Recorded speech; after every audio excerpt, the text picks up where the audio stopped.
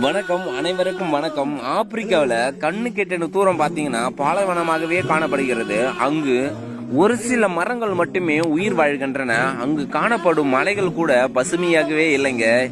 இந்த நிலையை மாற்ற வேண்டும் என்று அங்கிருக்கிற மக்கள் எல்லாம் முடிவெடுக்கிறாங்க.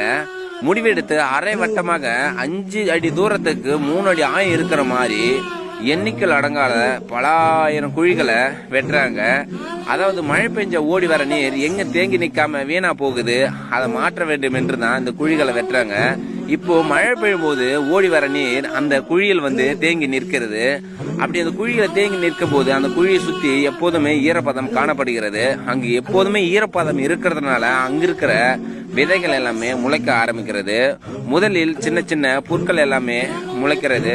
நாளடைவில் செடி கொடி அந்த இடமே பசுமையாக மிகப்பெரிய புதற்காடுகளாகவே மாறி போகிறது. அதாவது மக்கள் நினைத்தால் மட்டுமே மாற்றம் உண்டு, இல்லையனா இல்லைங்க.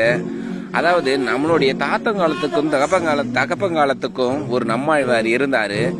நம் காலத்துக்கும் நம் பின்னாடி வரும் சங்கதிக்கும் நம்மாழ்வாரின் வழிகாட்டுதல் இருக்கும்.